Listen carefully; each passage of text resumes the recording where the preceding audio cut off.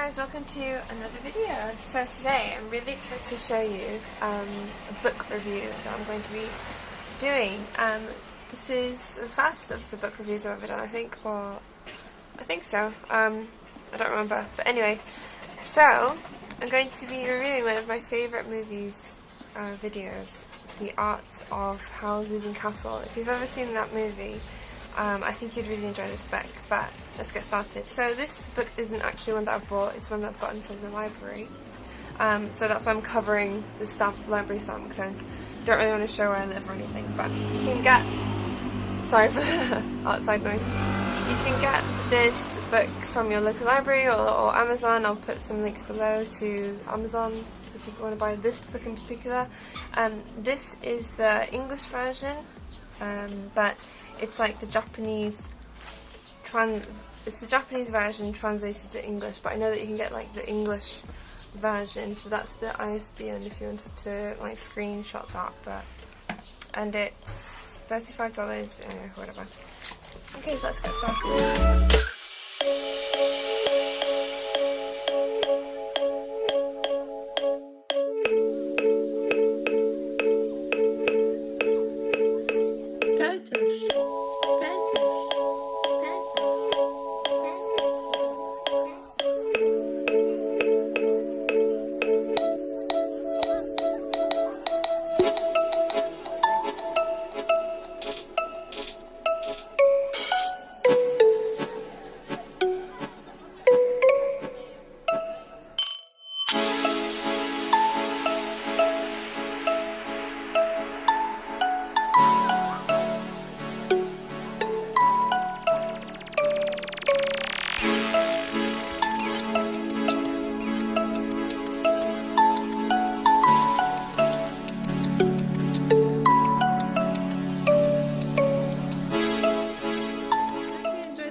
Flick through that I did.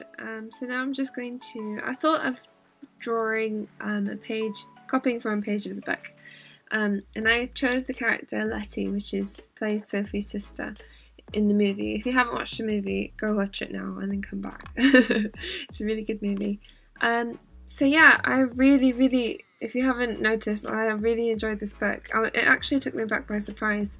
I didn't realise that there was a lot of things in this book that I didn't know that I had. I didn't realise it was so comprehensive, that it also not only contained like comments, storyboards, but it also had like comments from the artist. And I was under the impression that Hayao Miyazaki, the main illustrator of this film, illustrated every single page, but actually he has a whole team of designers, storyboarders, artists to help him make this film, which is sort of like silly of me to think that, but yeah, that's what I thought.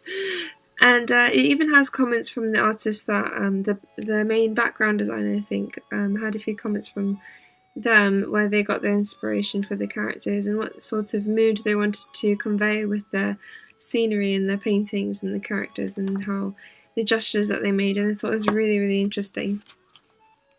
And I'm really happy that they also have an English version, so it's easy for me to read. But they also come with like Japanese version if you speak Japanese, or if you like already, if you just want to practice. But yeah. So one thing I think this book is really good for is to be inspired. For one, it's a really great resource for inspiration, but also I think for me, I really want to get more into drawing people. And I've got a long journey ahead of me for drawing people effectively, but not necessarily in the same way as Hayao Miyazaki does. The reason why I'm sort of copying how he does it is sort of to get an idea, to be inspired, to explore how other artists draw people, and I think that's interesting. To be inspired that way through copying the artist, not really tracing, but just looking and copying, drawing exactly what you see. You sort of see how each individual pencil stroke is a different gesture, and like sort of how its expressions are conveyed. It's really like it's hard to describe, but I guess if you draw enough you might understand. I don't know, hopefully you understand. But yeah, it's just really good to see how, sort of see the thought process as well, how an artist thinks and what sort of emotion they want to portray through their characters and their drawings. I also really love the landscape paintings in the movie, of course, and I feel like that really makes the film. And they have tons and tons and tons of inspiration from there. And so it sort of inspired me to get into landscape painting as well. It's one of my weakest points, but I really want to try and improve on that. I also noticed that I did a bit of CGI in the film too, which I think you might pick that up on that. For example, Calcifer's, which is the fire character, made the ball of fire. His character is definitely CGI drawn, because just how the way he moves, you can sort of tell it was computerized. And the scenery in the movie looks very European in certain parts. And yeah, what else was I going to say? It really took me by surprise. I was surprised that I hadn't bothered to research or buy any of Miyazaki's of Studio Ghibli's books before. I think it's an incredible resource just because it's so detailed and so just full of information that it's definitely worth the money if you ever come around to buying one of his books. It's really good. But yeah, back to the point of copying artists.